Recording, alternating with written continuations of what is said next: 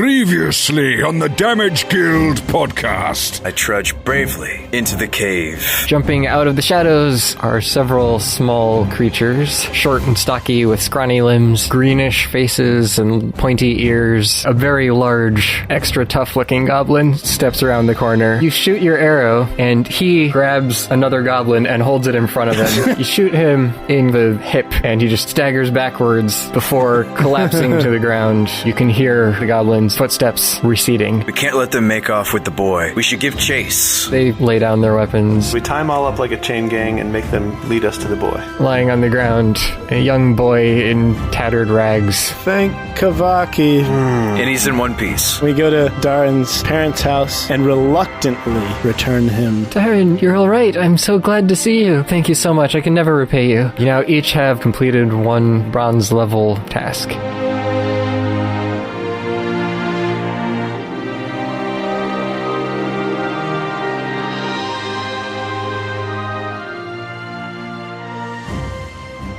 You head out back to your caravan, and all the wagons are parked up next to the inn.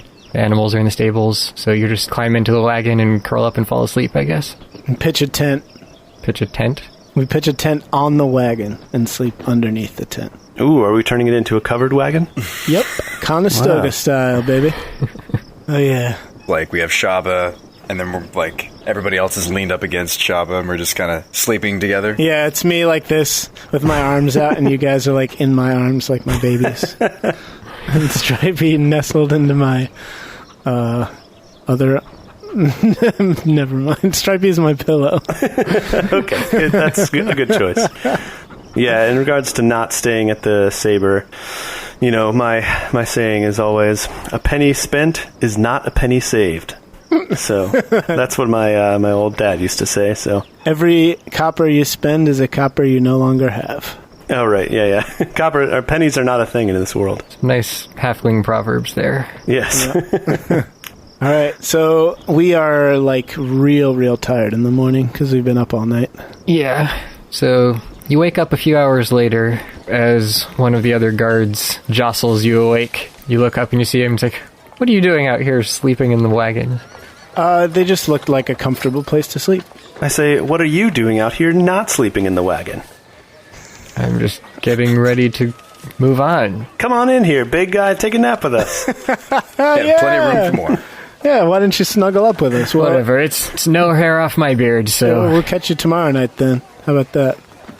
And I'll have a big snuggle fest. I'd rather not... Dwarves don't snuggle.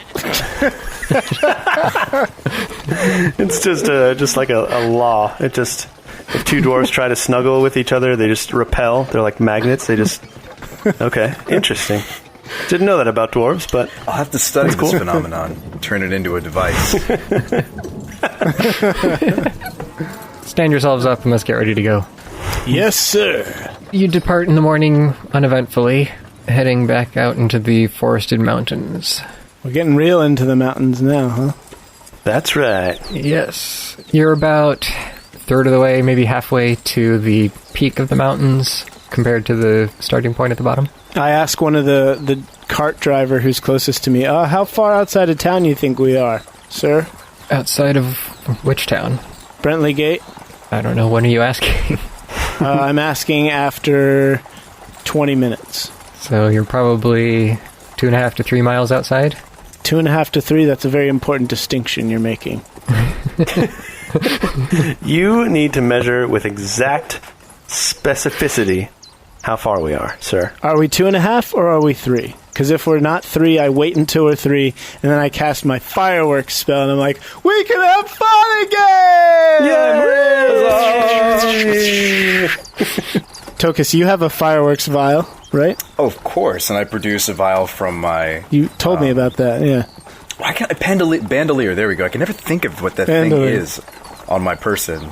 And I smash it on the ground. Whoop! But when you hold up the vial, it has like fireworks inside it constantly going off. Oh. Is that what it looks like? No, I So thought pretty. it would like produce fireworks when I smash it on the ground. That's what I was thinking. Oh, that too. I was saying beforehand, both. But, Figured you could launch it into the air and it would explode like on the 4th of July. But yeah, Okay, that would have been way cooler. Why didn't I think of that, Shabba? I mean, it's it's, your a invention. violapult, right? Like, Do whatever it you want. launches things. Okay, so I light the wick, and I've loaded into the violapult, and I launch it into the air. What are we celebrating again? Fun! We're celebrating fun. and magic. Yeah, because we're 3 miles outside town, which means we can cast magic and we can have fun. Okay, well, I launch it not in the direction of the town, because I don't want to get another citation. Oh, man. But now that we're 3 miles outside of town, does that also mean we have diplomatic immunity? Yes, we do. Okay. We have immunity from all their laws. How does that apply? In that case, Tokas, fire away. What, in the direction of the city? All right, you got it. Yes. And then the firework explodes and it's like skywriting and it says Brentley Gate sucks. And then it just fades away. As you recall, that was one of the laws that you believe applied to the entire country. What? No fun in the What? entire country? No magic within 3 miles of any settlement. Oh, okay. Phew. I thought we were going to be in big trouble. Cripes. All right, so as long as look around, I make a perception check. Are there any other settlements within 3 miles? Considering you're in the middle of the forest, you can't see that far. Oh, crap. Okay, Azlo, can you spend 10 minutes casting Detect Magic as a ritual so we can tell if any of us have that weird glowy thing around us? Oh, yeah, totally. I do that. Okay. All right. All right, you don't find that tracer on you. We good here? All right, sweet. Okay, we keep going. And then we say to the cart driver, let us know when we're about to get 3 miles outside of the next settlement so that we can celebrate again. So we can do our celebrating in advance in preparation for the misery that is to come. Yeah. Gotta have fun while we can.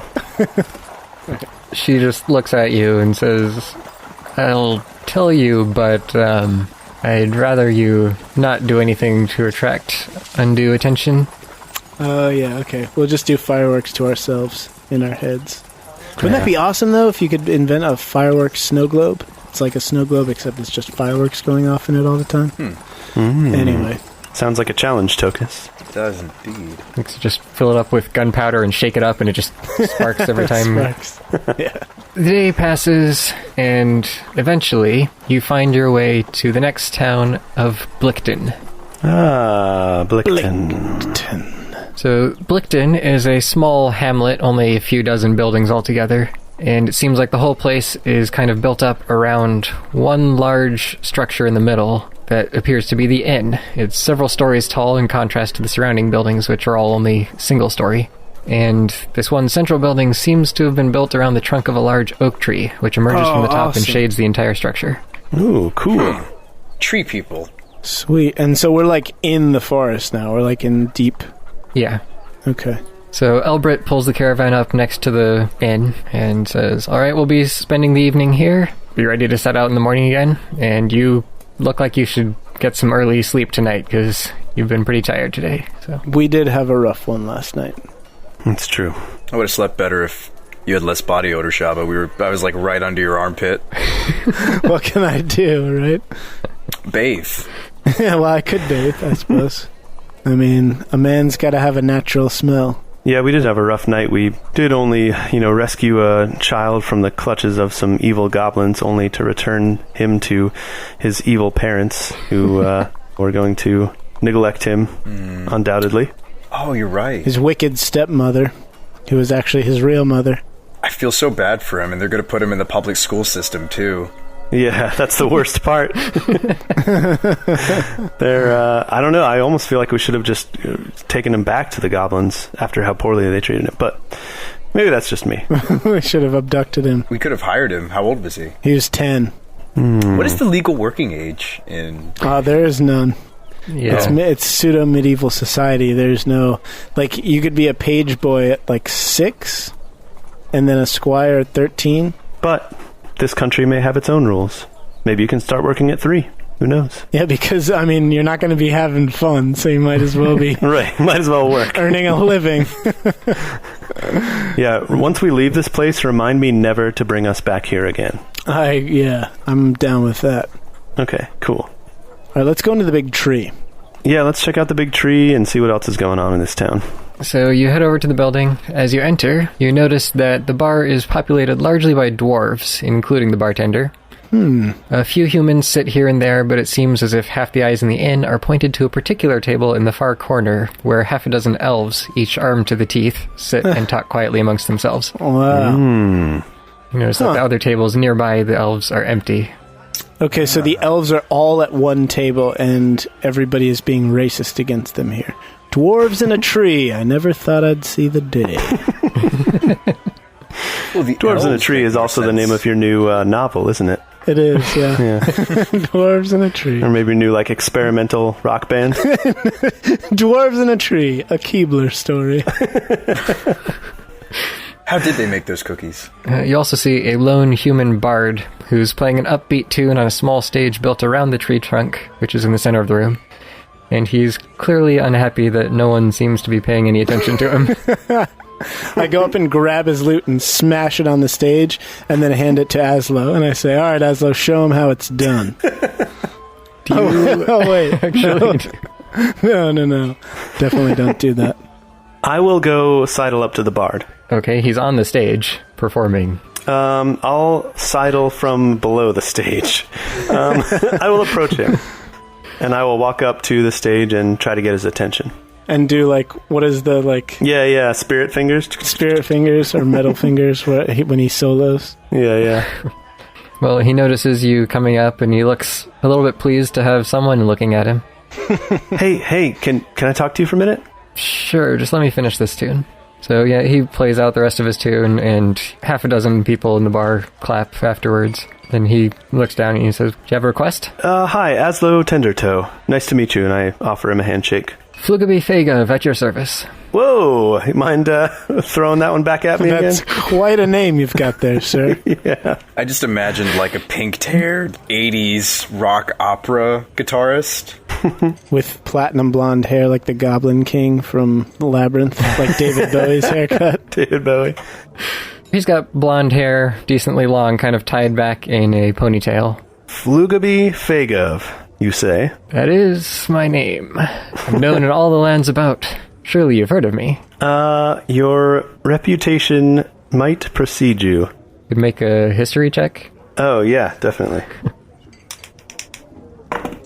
Oh, man, natural 20. Hey! So you have indeed heard of him. Okay. And you know that he's actually a pretty famous bard. He travels in Erevek, Aranth, and Dinesha, so kind of north and east of Ormog. Oh, I have your poster inside my tunic, and you just, like, lift up your shirt, and it's just, like, an image of him. I just have his face tattooed onto my chest. Yeah. Oh, yeah, I have heard of you. Big You fan. play in Erevek and some other places? Would you sign my chest? I do indeed. Wow, that's awesome. I'm, like I said, Azlo Tendertoe. I am also a musician of sorts. Listen, I just had a question for you. Can you tell me what exactly is going on here? I feel like there's a little bit of tension in the room. Oh, those elves came from Migradil up north. I think they're some sort of ambassadors or something, but the dwarves and they don't really get along too well. Huh, why is that? It's just some old animosity between the two. Glenhammer and Migradil just aren't too friendly, and haven't been ever since the Empire broke up. My guess is they've brought fresh imports of fun. Barrels and barrels of it. And no one here can stand it.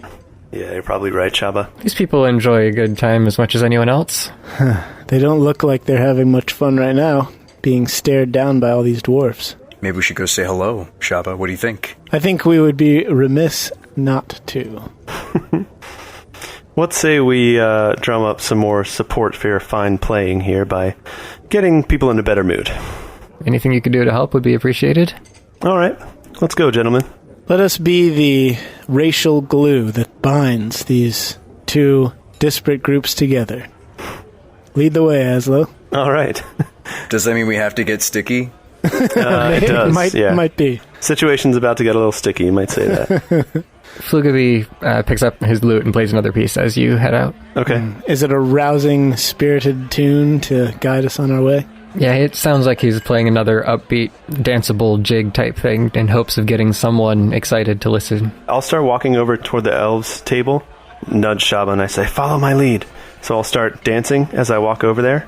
I do the running man. And then I'll go over to the elves, grab one of them gently by the hand, and say, come on, let's dance. And I'll try He and immediately pulls out his sword. Oh, boy, oh, boy. I back up. Whoa. Hey. All right. Who are you? How dare you touch me? I step in front of Azlo. I'm sorry. He meant no offense, but don't hurt anybody here. I poke my head around Shabba's side, and I say, I'm just a purveyor of fun, that's all. I know that it's sort of illegal around here, but would you like to have some fun? That's all I want. All I want to know. We're here on business. We don't have time for petty amusements. Please, leave us alone. I mean, only if you count fun as business, like the business of fun. I'm just trying to have a little jig with you, that's all. What do you say? And I start tapping my feet. The man that you're talking to, the elf that you're talking to, gives you a severe frown and starts to look back towards the other table. All right, you can't talk to Azlo that way. I barge in. Tokas just can't take it anymore. And I say, listen to me now, you well-dressed, skinny elf, you. I should really take some fashion tip. Anyway, Azlo was just trying to be nice. So what are you guys here on business for anyway? We're ambassadors from Migradil. We're on our way to the capital. Well, you're really bringing the whole mood down, your ambassadorship. So we'd really appreciate it if you would let this tavern be a place of mutual respect and joviality. We're all just trying to sit here and be with each other and have a good time. Is that too much to ask? You're drawing swords out of the blue?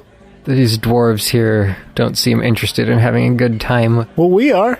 Doesn't mean you have to take out your sword and slice us up like a $2 cantaloupe. How do you know the price of cantaloupe in this town? When someone unexpectedly grabs you by the hand and starts pulling you away from your companions, Then you think you're probably in love. That's what that means. he does sheath his sword. Good, all right. We don't want to start any problems here either, but these dwarves don't seem to be enjoying our company. In fact, I think we'll just retire early tonight, as soon as we've finished our meals. Well, you know how dwarves are. They're always griping and grumping about something. Just forget them. Let's, you guys mind if we pull up a chair? One of the dwarves nearby hears that. Okay. He says, oh, we've got plenty of reasons to be griping and complaining about these elves coming into our fine establishment here. Oh, yeah? Like what? Name 7. I say, Shabba, no! What it means is don't name any of them. Yeah, so you need the golden rule to apply here, ratio. For every insult or bad thing that you want to say, you need to balance it out with like 2 or 3 nice things. And you have to say them first. All right, so what's your problem with these elves, huh? Remember what I said? They're foreigners here. I mean, we're all foreigners here. We all come from Glenhammer too, but they've traveled much farther and they're not familiar with our ways. Okay, so like what are some ways that we can be familiar with your ways? Because we're not familiar with your ways either. So let's say that you were to get to a point where you could accept somebody who is an outsider. What would it take? What of your ways would we have to learn in order for you to accept us? Takes more than I'd care to explain to you right now. Okay, well then let's just be friends and cut out all the excess bureaucracy. I thought the way to a dwarf's heart was to just drink a pint. Well, that's what I'm trying to get to the point where these dwarves and these elves and us are willing to sit down at the same table and enjoy each other's company. But for some reason, they seem reluctant. There's nothing these elves can do to make up for what their country has done to us. Oh, such as? Back when the Empire first dissolved, Glenhammer controlled much more of these mountains than it does now. When we fought the elves up north, eventually they pushed us back into this tiny section of mountains. Oh. So a territorial dispute. Granted, they don't have that land in the middle anymore either, but still, it's their fault for driving us out. Okay, so you wanted the same land that they did, and because they won, now you're being sore about the fact that you lost. He just scoffs and leaves it at that. Why didn't the dwarves just take the underground and the elves can have the upper ground? That's a very good point. what use do dwarves have for forests and trees? And it's super cheap. The real estate down there, it's so cheap. It's bargain basement prices we're talking here. Do you not recall the invasions from the underworld around that time? I might not have been alive when that happened. Go on. There was hardly room for us dwarves underground, with encroachments from the denizens of the deep constantly on our doorsteps, forced us above ground into these mountains to less hospitable terrain. I see, and that's where you still live because of the invasions? You've never gone back down? Many of us do still live up here. Our capital has been reclaimed, as have a few other cities here and there. I see. So are you and the elves still fighting over territory to this day? No.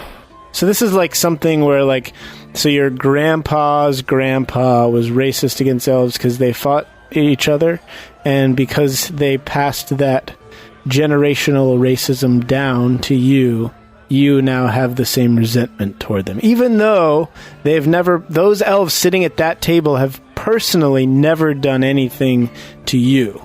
You forget about the long lives of the elves and dwarves. Many of us do remember that battle. Okay, alright, so you're sore at each other for something that happened 200 years ago, which to you doesn't feel like that long ago. You short-lived races never understand our ways. Yeah, it's really difficult for me to wrap my mind around this, because I can't hold a grudge for like a day, let alone 200 years. It's just a foreign concept to me. So, the people sitting in this room, the elves and the dwarves, it's possible that you guys have actually fought in the same battle several hundred years ago against each other? One of the other dwarves pipes up here and says, I fought for our lands. I don't know if these elves here happened to be in any of the same battles I was in, but might as well have been. All of their kind. Yeah, I see. Okay, I'm very much in the wrong here. I totally see where you're coming from. That's the case. Yeah, you guys probably should hate each other, because that's a real healthy way to go about your lives. It's just hating someone based on the points of their ears or the cut of their beard, or lack thereof. Yeah. All right. Well, I can see that there's no real way to bring you two groups together. So let's just keep our distance from each other, shall we? It's what we've been doing since before you came in. All right, so I address the elves. So what is it that you are here to emiss, if you are emissaries? Or to emboss as ambassadors. Yeah. Well, maybe they're diplo-ing because they're diplomats. Could be. Could be diplos. Very astute point, Tokas. No, we're not here to talk with the dwarves. We're here to talk with the men in charge of Arivek. Oh, the men. Well, that's something I know even less about. Weirdos. So what is it? You're asking for their aid, or you're telling them that they're dumb? I don't believe we're at liberty to discuss this with random people in a tavern. Well, we are not random. I've been myself the entire time I've been here, and my whole life before that. We are the farthest thing from random, okay? You could say that we were planned, like Planned Parenthood. I have never changed who I am, and I'm not going to start for you, Buster. Like, literally written down in a book, and then imagined. We're in the book. We're in the Sapphire Saber's book. He's right. So we're, very not random. Did I mention we're part of the Sapphire Saber? You have no business with us. Enjoy your drinks, and let us enjoy ours. Fair enough. Tokas, what say you on the matter? All right, so I grab the closest elf. Or no, I don't. No, but I get closer to elf. And I say, hey, I didn't want to be the one to tell you this, but see that dwarf over there? And I point to the dwarf at the other side of the bar strategically. And I say, that guy was calling you smooth-faced, skinny, green, yellow-livered, nice, so nice, too nice, and handsome. But in an ugly way. And he wanted me to tell you for him that your mother's even uglier than that. Wow. Jeez. I kind of like this, actually. In Goliath society, when we have a grievance, we get it out physically. Your mother's so ugly that when she worked in the Keebler tree, the cookies tasted terrible because she was so ugly. At this point, I grab Tokas by the back of the collar and just yank him backwards. Okay, first I'm going to have you make a deception check. Alright. I'm not too good at this one, guys. Ooh, but that's an 18. Nice. Make a persuasion check to see how well you can convince him to fight. To really sell it. Get him riled up. Yeah. I give Azlo a wink before I make my persuasion. I'm not going to help you, like, incite a fight. No bardic on this? Okay. I hope Ooh, another 18. Besides, you've already said it. 17. The elf looks at you and says, "Oh, he said that, did he?" Oh, boy. And he looks over at the dwarf. Yes, I nod and I say yes. Yes, he did. Dude, I really like this, because if they can't be friends, they might as well brawl it out, right? Yeah, I pull out my smartphone and start recording. That's how we used to do it in the tribe. Like, you have a problem with somebody, you just beat it out of each other. I like this idea. I go over to one of the dwarfs across the room, and I whisper something in his ear, and then I, like, stand back. What do you whisper in his ear? Like that, you can't hear, Thane. It's a whisper, God. You're not allowed to know, so there. Yeah, I say, that elf over there says you're short. And then I laugh like that.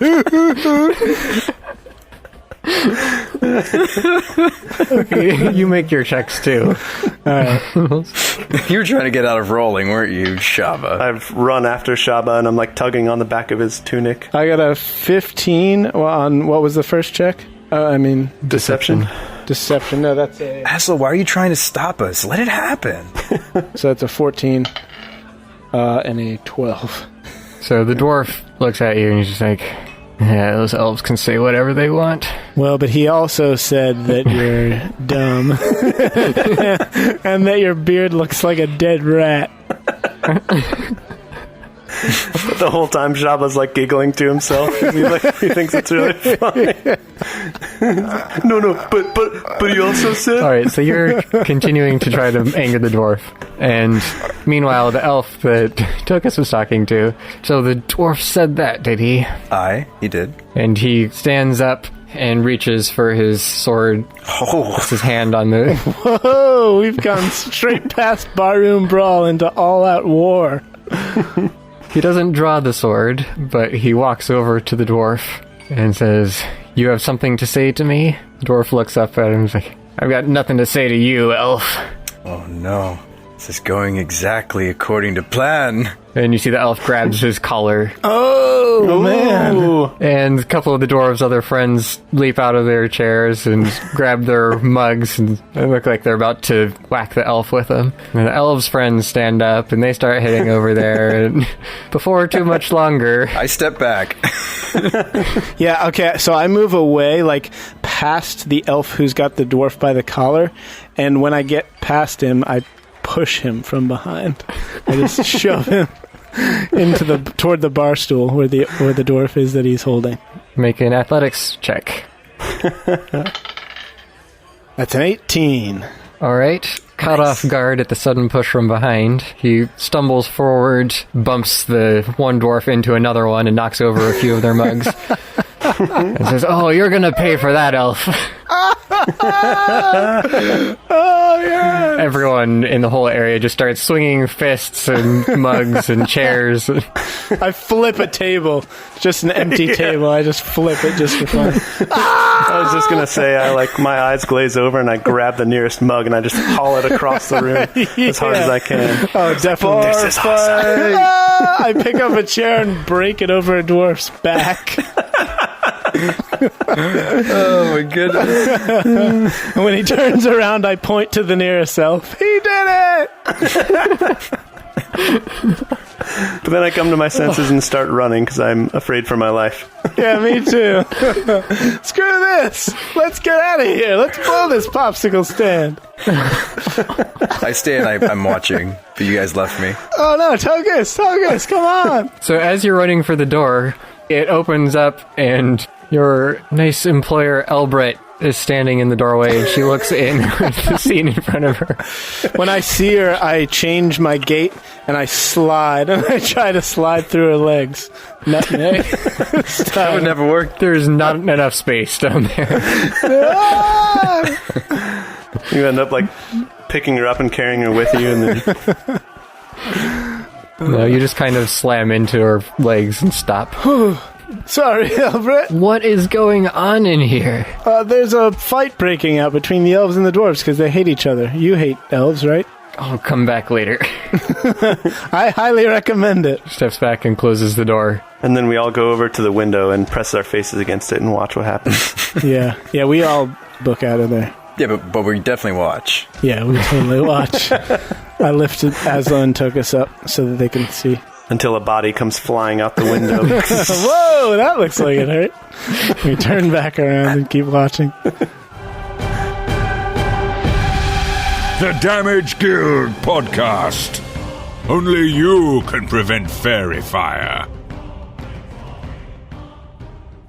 Welcome back to the Damage Guild Podcast, everyone. My name is Jay Stout, and it is all my fault. That's right. You are not going to enjoy hearing what I'm about to tell you, but it needs to be said nonetheless. Going back to April of 2018, when we first launched the show, I was working a job where I wasn't very busy. I had a lot of downtime in between projects. My commute was shorter, and perhaps most importantly, my wife was not pregnant. We were not planning to have children for another year or two at that point. Then 2 weeks after we launched, we found out, lo and behold, that she was pregnant. And so things began to change, and we've gone through this gradual process, this gradual life transition. I switched jobs to one where I'm very happy but also very busy. And so over the past several months, we have, both my wife and I and me and the other guys have had several conversations about the future of the podcast. As many of you know, we give ourselves quite a bit of lead time when it comes to releasing episodes. So we tend to record 2 to 2.5 months in advance. That, up to this point, has been a sustainable pace, but no more. That has changed. And the reason I say this is my fault is because when we launched the show, the other guys all told me, look, we need to do bi-monthly episodes. We need to release every other week. And I was like, you know what? No, I disagree. Let's release every week. Well, after editing many episodes, now upwards of a few dozen, I'm finding that each episode, each 1 hour segment from start to finish, between the editing, the audio adjustments, the soundscapes, the music, the previously snippets, the mid-roll messages like this one, I'm spending anywhere between 6 and 10 hours to produce. And that is, that's a significant amount of time when we're talking like just my spare, evenings and weekends time. So that has become a bit cumbersome where my schedule is concerned. And trust me when I say I'm a fast editor, I do this as part of my living. I've been doing this since high school. I know my way around a nonlinear editing system, but I don't want to just throw out a bunch of raw, uncut material. I know it works for some podcasts, like Critical Role is a big one that just sits down to play a session, whatever it is, 4 or 5, 6 hours long, and just rolls with it. But for this show, we really wanted to produce something polished, something that really gets down to, these are the story beats that are happening. These are our little, tangential conversations and whatever, and cuts out any of that space or the extraneous stuff that makes D&D, fun when you're doing it, but maybe not so fun to listen to. So in order to keep up that quality, I'm finally going to listen to my co-hosts and take their wise advice. And we are starting next month, we're going to be going down to a bi-weekly release schedule. And that, just the thought of that to me is such a it's a weight lifted off my shoulders, because that is a pace that I can sustain. That is a pace where I can sit down for a few hours, each week, like one evening a week after I get off work, and work on the show, and not have to worry about every single Monday, I've got to be on top of it. I got to make sure everything's set to publish, and we have a mid-roll for this week, and we've got all our ducks in a row, which, it's great and it's fun, and I do love to do it, but I I just don't have the time. That's really the simple fact. I mean, I would love to spend even more of my time than I already do on this show. That would be my preference if there were more than 24 hours in the day. That I would love to be able to do that. I really enjoy both being a part of the production of this show and the post-production aspect of it. So don't think that this is a cop-out, like I'm trying to, lighten my load, get out of doing the hard work. It's really just the fact, and this is something that I have reiterated many times in these messages to you, our listener. Hold your loved ones close. I advocate that, but I also live by it. And now that we have this little baby, this little guy in our world, that is, to me, I don't want to miss these opportunities to be with him and to be a part of his life. And I don't want to have to look back on these years and say, oh, I could have been better. I could have done better by him. I could have been around more. And instead I was down in my weird editing dungeon in the basement when I could have been in his life. So this to us is just, it's a transition point, but it's what we need to do to not end this show. None of the four of us in any way, shape, or form want to stop this show. We are going to keep this going for a very long time to come, and we want you all to be with us. And so this has to be the way that we do that. This has to be the next step. And so we really hope you understand, honestly, above anything else that we could say. I know it may be disappointing, like you start off your week and you want something new to listen to. I mean, I know there are lots of great things out there. There's plenty of great shows and podcasts and music and video series and all things that you can be spending your time on. But we want to stay with you, and we want to stay connected, and we really want to keep doing this. And so we are. And so that's the future of the Damage Guild. We are still going to be live streaming at our usual, every 4 to 6 weeks whenever we all can get together. But as far as Azlo, Shabba, and Tokas, we want them to stay together and continue the adventure for as long as possible.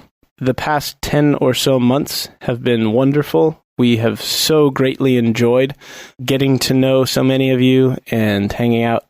If you need someone to blame or scapegoat for this, then that would be me. Go ahead and send us an email, guild@thedamageguild.com, and just blast me to smithereens if that's your thing. I fully accept responsibility for it. Thank you for understanding. Thank you for sticking with us. And we're going to continue to put out great episodes and great quality content for you.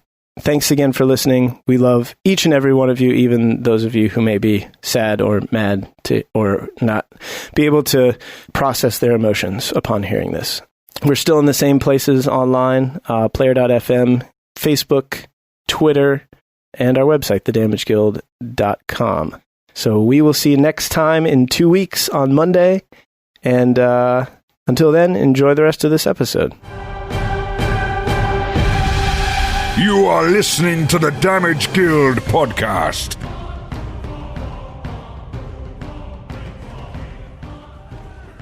Azlo, I forgot about how we could have turned that into a money scenario. No, it's good enough. Really? It's good enough just for the pure enjoyment of it. Look, the government doesn't want us to have fun. What are we having right now? Think about it. That's better than money. That's a priceless gift. This was pretty fun.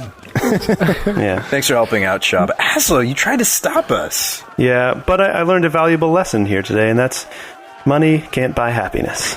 Only happiness can buy happiness. Only a bunch of people slugging each other with mugs full of ale can buy happiness. That too. What about this synthetic happiness? And I produce a vial. It's like a glowing pink. I knock it out of your hand. Quit that nonsense. No, it was a prototype. We all gaze into each other's eyes after we smell the fumes. All All right, so the bar fight escalates for another minute or so. The bard is up there on stage going dun dun dun dun dun dun. Almost everyone inside is now engaged in one way or another. Flughebii dodges a few tossed mugs and dishes his way, and eventually you see him, he puts the loot, slings it over his back, and just climbs up the tree trunk and out a branch, and you see him jump out of a window. I feel like he's done that before.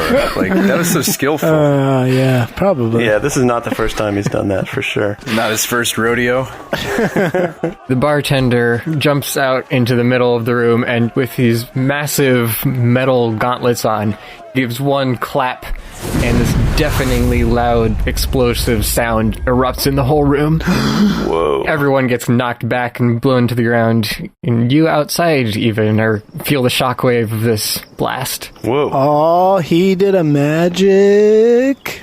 Oh, I'm telling on him. Having knocked pretty much everyone off of their feet, he just looks around and says, "All right, everyone, you've had your fun. Now behave yourselves and get back to your seats." Oh, man. There goes the fun police. The elves and dwarves reluctantly part. Some of them are limping away. A couple of the elves have black eyes. Well, guys, I guess the fun's over for the night. Let's go find a tree to sleep in. The fun's over until we steal those gauntlets. Ooh, I'm liking the cut of your jib there, Azlo. I would actually like to try to make an Arcana check to see if I can figure out what spell that was. That would be a 5. Why don't I also make an Arcana check? Sure. Yeah, I nudge you. You do it, Tokas. Yeah, you give me a little winksy. Nope. Man, you're so hard to get anything out of anymore.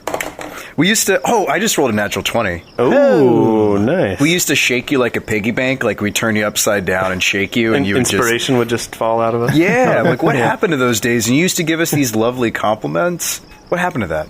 Well, you see, Tokas, now that I've developed a way for me to inspire myself, I have to be a little bit more thrifty with my inspiration. A little self-motivation. I like it. Mm-hmm. Yeah, Tokas, you think it probably was not the dwarf casting any sort of spell. You're fairly certain that the gloves are magical, and that they would have been enchanted with this exact thing to cause a shockwave when hit. Wow, so if we took the gloves, the magic would come with the gauntlets. Yeah, I was assuming it was an enchantment on the gloves. That's usually how magic items work. Yeah, actually, I don't even know in D&D terms, when a magic item is enchanted, is it attached to a specific spell, or can you just enchant it with, like, whatever? No, you don't have to have specific spells. Okay. Can Tokas tell anything about, like, any other properties about it? Like, is there a limitation, what the range, all that stuff is? And what size are they? Well, the gloves look unusually large, as I said. From what you've felt and experienced yourself, it seems like they have a pretty sizable range. You could feel it, and you're about 30 feet away through a wall. And it knocked down people within 15 or 20 feet of it. They look like gigantic Mario hands. Kind of, yeah. I don't think there's a whole lot that you could necessarily tell about it beyond that, just from watching the one use. Jot that down in my notes. After this all happens, I will watch the bartender to see if he, like, carelessly leaves them lying around, perhaps out in the middle of the floor. And if he does, then I'll go for it. If not, I will walk away. Yeah, surely he can't bartend in those things. I know, think he's right? going to put them away. We need to watch where he puts those away. I will not be party to this. I will go build a nest in a tree branch while they do this. We come back, you're like nesting as like a Goliath-sized bird's nest. You're like regurgitating food for little birds. Shabba, what happened? No, for in the last Stripey. half hour. For Stripey, are you kidding me? Oh, right. Stripey. Alright, so you watch him for a while, and after he sees that things have mostly settled down, you see he takes the gauntlets off and then walks into a back room for a bit and comes back about 20 seconds later without the gloves. The old back room. Azlo, we need to get into that room. Like, no offense. Granted, we've got some pretty nifty magical items, right? We've got a rope that retracts, and we have boots that walk themselves, and I mean, you know, and there's a light that never goes out. But lyrics aside, There is. I think those would be really, really cool. I would love... We could even give them the stripey, but I would love those gloves. Yeah, whatever happened to those boots? cuts to a shot of the boots, and they're just still out on the trail walking. Yeah, just Oh no, somewhere. we forgot to tell them to stop walking. Tokas is wearing them. Okay. Yeah. Yeah, that's right. They're so comfy. Yeah, they're like Uggs, your favorite kind of Yeah. boots. We determined that they don't look like Uggs, though. So that's good. That's a plus, as far as I'm concerned. They don't look very ugly. Yeah, as Tokas is like whispering all this stuff in my ear, I think Azlo's eyes just get bigger and bigger as he imagines having these cool, powerful gloves. I want the gloves for our party. Are you sure you want the gloves? Because I feel like you're just going to fence them, aren't you, Azlo? I know you. I know the way you think. Those would fetch a pretty penny. Maybe more than a magical sword. Okay, Azlo is a penny pincher, I'll admit, and he's a thrifty guy, but having a bunch of money is not the only thing that Azlo loves. He also loves having power, and those gloves sound very powerful. Yeah, imagine how much they could augment your Thunder Wave spell. It's You true. could just work in the somatic components to where you just clap right at the end of casting Thunder Wave, and man, that is a major, major force. We have to get you those gloves. It's the only way. But I also don't know if I could really feel okay about myself just stealing these gloves from an innocent person. Perhaps if we found out something that he's done wrong. He ended the bar fight.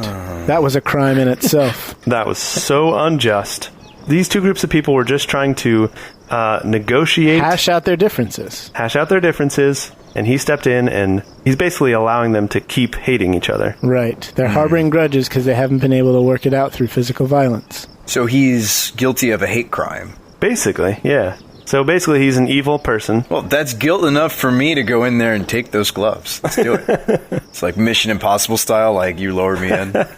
Or no, I would lower you in because I'm heavy. I shake my head back and forth, and I say, no, we can't. It's not right. We should let him have his gloves. Whoa, wait, Azlo. We're thinking about this all wrong. Why don't you use that sumptuous voice of yours now that the dust is cleared? Why don't you go in there and ask him where he got his gloves? Ask him where he got them so we can go find some for ourselves. Yeah. I'm sure wherever he got them, there's just a bunch of pairs laying around, probably, right? So it's down at the Shockwave Gauntlet warehouse. Yeah, the outlet. They're half off until Tuesday, yeah. So what, did Shabba come back over and like start making fun of me? After you're done making fun of me, why don't you go in there and just ask him? That's true. I think I will do that. I walk back into the bar, careful not to make eye contact with anyone. And then I'll go up to the bar and climb up on the stool and say there, pal, I couldn't help but notice you had some pretty sweet gauntlets back there. Where did you come by those? An old friend of mine gave them to me. An old friend, eh? What might his name be? Azlo, you were supposed to become his friend first with your like charisma stuff and your diplomacy. And, I did. I called him pal or buddy or something. you went for the kill too soon. I'm like down at the bottom of the stool, like whispering up to him. I don't see why his name concerns you, but he's not around anymore anyway. Oh, I'm sorry to hear that. Did he go to Marengar? No, he was an adventurer, and he left these to me before he died. Oh, wow. Well, that's why he died, because he didn't have his gloves. Yeah. He was probably overwhelmed by a swarm of vicious enemies, and he could have just clapped them away, only he'd given it to you. Don't you feel guilty now? If I were you, I would want nothing to do with those gauntlets. Wait, are you all in there talking to him? Apparently. Yeah, Shabba just strolls up. Suddenly we all are. Shabba's head slowly peeks up from behind the bar. Listen, okay, forget the gloves. I just want to know, are there any, like, heinous crimes that you've committed anytime in the past if you want to tell us about? If you just need to get it out, get it off your shoulders, you can just let us know. I run a nice upright tavern here. There's nothing that I have to hide. Well, that's not what I was hoping for, but that's all right. You know, maybe what he needs, and I pop up on the stool with you, Azlo, if that's okay. Can we go sit up there? You know, maybe what you need is an appraiser. I mean, like, let's be honest. When was the last time you actually used those gauntlets? And I know they have sentimental value, but what if we sold them for you? Azlo's very good at selling things, aren't you, Azlo? I have a way with words. I have no intention to sell these gloves. I use them surprisingly frequently. Right, but we're only asking for a small finder's fee. This tavern isn't always friendly, and when we get guests that cause trouble, I need to be able to end that trouble. Yeah, but doesn't this, like, affect your Yelp page? Like, bartender doesn't employ bouncers, uses, seismic gauntlets instead. I mean, that's got to be why you only, and I pull up my invisible smartphone. It's why you got to have 3 stars. Considering that this is the only inn within a day's travel, I don't think anyone much cares about that. Oh. Wow, so you're just going to let your Yelp reviews fall by the wayside? Some business you're running here. Yeah, we didn't have to stop here. Yeah, I guess when you're the only gig in town, you can just do any old thing. Tokas, Shabba, let's leave this man to do his job. We've got some work to do of our own anyway. So, are you gonna buy a drink and maybe make up for that trouble you caused earlier? No. Absolutely not. Probably not. I looked visibly taken aback. Trouble we caused? Good sir, I don't know what you mean. Well, it wasn't until right after you showed up that this whole thing started, so... Well, that is an unlucky coincidence. We sort of have a habit of being in the wrong place at the wrong time. Mm-hmm. So let's leave before we're in the wrong place yet again. Or the wrong place at the right time. I give Shabba a nice wink, and I give him some gnomish inspiration, you know what I'm saying? All right, you're right, Shabba. Let's get out of here. All right. I take you out to our nest for the night. So by nest, you have a low tree branch that you've found that you've stuck a couple of branches in next to kind of make a cradle that you can use to support yourself. No, it's 50 feet up in the trees. There's a wooden ladder that I've nailed in, and it's an interwoven, almost like a wicker basket full of soft leaves and brush. And you did that all in the span of about 2 minutes? Yes, I did. I was able to really work fast with Strikey's help. However, when we get there, we find that some Pegasi have taken it over. Yeah, you actually find out that it was originally a Pegasus nest, and I just shooed the little horselings out and made it our own. You'll learn to fly, and I just chucked them away into the woods. Oh, man, if we could befriend those Pegasuses, we could actually go to a new continent. Not to design a harness. Yeah, Shabba, did you consider, taking them as pets instead? No, I was really just concerned with finding a good place to sleep for the night. Okay. Well, next time, have better priorities, okay? I didn't know this region had Pegasi. Now, we've discussed the fact that there are Pegasi in this world. Remember? When the dark, shadowy thing came above the zombie battle? It's true. Yeah, whatever happened with that anyway? It flew away. Yeah, we didn't get a good look at it, if I recall. No, we did not. Neither did anyone there. But I want one. Mm-hmm. Yes, me too. Next time we'll have to simply catch it. So it is nighttime, though? It's way nighttime. Yeah. Okay. Yeah, let's go ahead and get some sleep then. All right. So you set up in some tree a little ways outside of town. Mm-hmm. And fall out a couple times during the night, but... hit my head, and I wake up with a new concussion. So morning comes.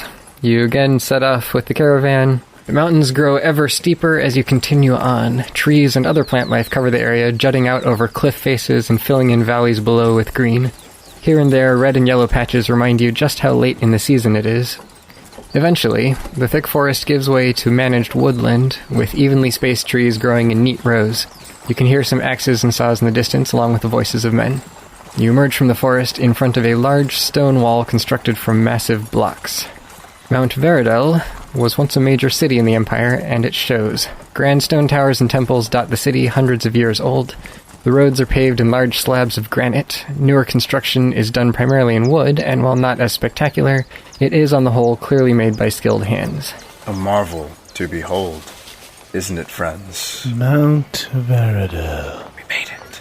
We're here. And this is the capital of Arvik. And then only one more town to Glassrock. It's the last one. This is the last stop before Glassrock. Before Glassrock, yeah. Yep. What do you guys think we need to do while we're here? We only have so much time, Azlo. What do you think? Game plan. This is the capital? Yep. This is the capital of Arvik. So this would be a good chance to purchase things that we might not be able to get at smaller towns. Those elves are probably on their way here that we saw last night. That's unfortunate. We should avoid them. Might not be leaving immediately with those black eyes they have. We've set them back a little bit. Azlo, what's the company bank funds looking like these days? Well, we have 22 gold, 4 silver, and 4 copper pieces in party funds. Should we do some divvying up? Works for me, I reckon. Yeah, is this like a trade town? Like, if this would be a good place to stock up? I imagine, if it's the capital. Yeah, there's plenty of places here that you could trade or buy things. So if we divide up the party gold, how much does that give us each? I was just working on that. Let's see. So 22 gold, and it's 40%, 30%, 30%, right? Yeah. Thanks to an offhanded comment that Sean made in the first episode. What?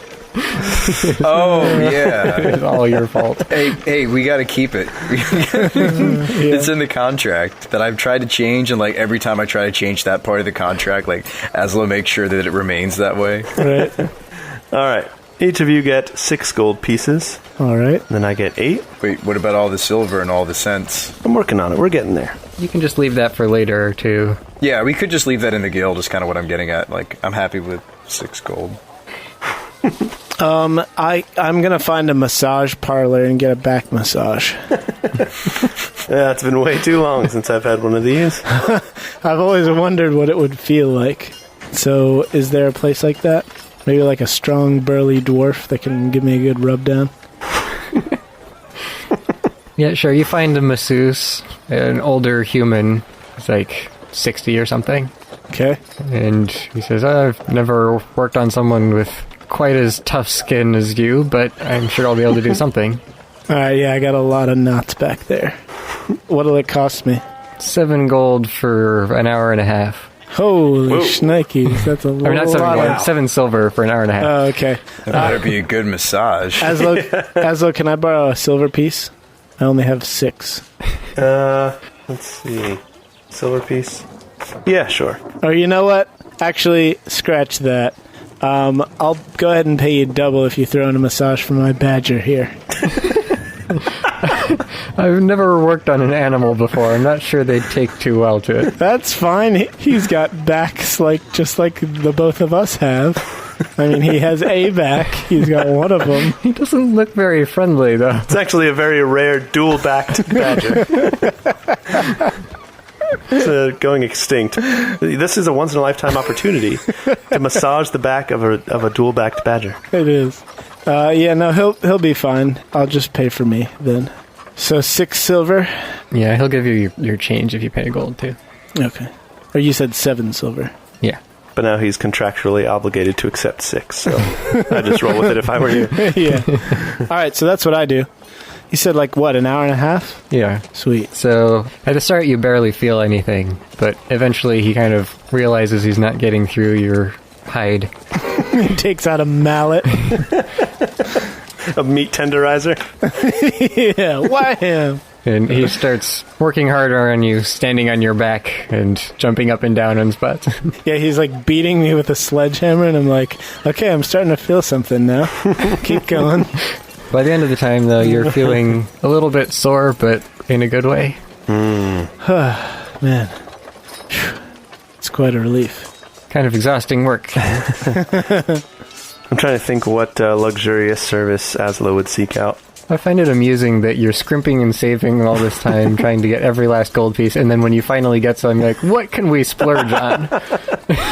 Yeah, Shabba is more about, the experience than the material possession, so that's why I went for something like that. So the town is mostly human, although there are a considerable number of dwarves, clearly trading from the nearby kingdom. There are a handful of other races. You see a couple of halflings here and there. You see maybe a couple of elves or half-elves, but it's mostly humans and dwarves. You also see a few that have some sort of monstrous lineage, perhaps part orc or ogre or something. Wow. So they're kind of grayish-green almost? Or Some of them, it's... just trying to think how I would tell. Yeah, they have different odd skin colors and spots on their skin and large protruding fang type things. Yeah. Well, don't know what I would talk about with them. Yeah. I mean, how's the tusk? I mean, weather. I mean... Yeah, you get a good idea of what's been going on in the city. This place is in frequent trade with the dwarves. There's mines that are running all the time around the clock, mines and refineries that provide ore to the dwarves in exchange for the finished products and gems and such. There's a lot of history to be had in the ancient buildings here. We'll have to come back and go to a museum sometime. This used to be a major city, and then it declined shortly after the Empire fell as all the wars were breaking out. And once Erevek was established here, they claimed it as their own and rebuilt it to somewhat its former glory. Yeah, Tokas, you haven't, by any chance, happened to build like any kind of device that detects metal in the ground, would you? That's interesting. I had never thought of that. Because that could come in handy here. If there's like an entire society under the ground, we could just dig up all kinds of good treasure. Well, I don't doubt it. Again, underground real estate is the best and cheapest real estate. Plenty of room to expand down there. Well, why don't you start working on some plans for that, and then when we swing back by next time, we'll do some digging. Fair enough. Yeah, so I don't think there's anything else we need to do here. We can travel on. Beautiful city. Great place, but we got to be moving on. You do find an inn to spend the night uneventfully, and you set out the next day. Not even a continental breakfast, nothing memorable. Nope. No mint on my pillow. After less than a day's travel, you finally reach Glassrock. Ooh. The city is built into one of the 4 peaks that give the Tetrian mountain range its name. Tet. Like a tete-a-tete. 4 on 4 is what that means. 4 of a 4, yeah. So the Tetrian mountains have 4 major peaks, this being one of them. Does each peak house a different colored stone? Gives it power. These peaks stand out from the rest because they tower considerable distances above anything nearby. It has much steeper and rockier faces than any of the other mountains here. And you see a stone arch bridge leads to the city from a neighboring mountain, crossing the half-mile chasm in a single span. Whoa. What the heck? We have that kind of engineering technology? I grab Azlo and I say, I feel even shorter than usual. You mean in real life? No, in this In this world. life. Well, perhaps the dwarves do. Guys, let's all be dwarves. They're cool. Dang, yeah. I've changed my race. I'm now a dwarf. But my heat says I have gray eyes. Did you end up watching that, Sean? 8-bit D&D? I did. I liked it. Good. Okay. It's a classic. That's all I need to know. Wonder how many of our listeners will get that without the reference. Created by the Dead Alewives, of whom Dan Harmon was a part. A little trivia for you there. Hey, The Dale Wives Watchtower. The mountain stands before you across this bridge. Crossing the bridge, you can tell that it was masterfully crafted. There's not just the supports and necessary structure, but it also has things like gigantic carvings of dwarven faces and even whole statues just set into the stone and built on top of it. man. Wow. I run out ahead of the caravan and like stomp up and down, and then I stand on the edge and I look out over the abyss and I'm like, hey, ho down there. It echoes back to you. Oh, wow. This is great. Guys, this is great. This bridge is wonderful. How wide is the bridge? 80 feet wide. Oh, wow. Okay. So it's made for considerable traffic. I start drafting up blueprints. This thing is an engineering marvel. I need to understand how it works. All right, let's see who wins in a race. Tokas or Shabba. Ready, go. Wait, what, in drafting up blueprints? No, to run to the other side, of course. Now, if you can draft up blueprints faster than I can run to the other side, Maybe. just shout really loud when you're done with the blueprints. See you guys on the other side. And I just run off. Albert shouts after you, hey, you're here to guard the caravan. I know, but we're having a race. It's a fun race. You should do it too. She just hangs her head and starts to cry softly to herself. Oh, man, there's the sigh I've been waiting for. Maybe next time I shouldn't settle for the bronze tier. Bronze too. I thought yeah, right. I thought the Sapphire Saber would be different. I mean, you're certainly paying for bronze class. I kind of shoot a jab at her. No, I run like halfway, like not even halfway across the bridge, like a quarter of the way across. And I'm just like, and the caravan catches up to me, and I'm just like standing there with my hands on my hips, like bent over, like, man, I forgot how thin the air is up here. Oh man, it really gets it fast. I'm so not used to this anymore. All right, I start drafting up oxygen tanks. Oxygen vials. Man, back when I lived up in the mountains, I used to be able to run for miles and miles without having to stop and catch my breath. living down by the water's edge makes you weak and soft. So this trip has done you some good, it sounds like. You're getting me back into my old form, I hope. Right, well, good for you. Let's go. So eventually you reach the other side, and a short way set into the mountain are these massive iron gates. They're currently opened, and you see some dwarven guards standing out front. Elbrit waves her hand at them as she passes by, and they nod, just let her in without any trouble. You pass through the gates under the crossed axes of gigantic stone statues above you, and look around at the underground city of Glassrock. Oh, we're here! Made it. Oh, finally.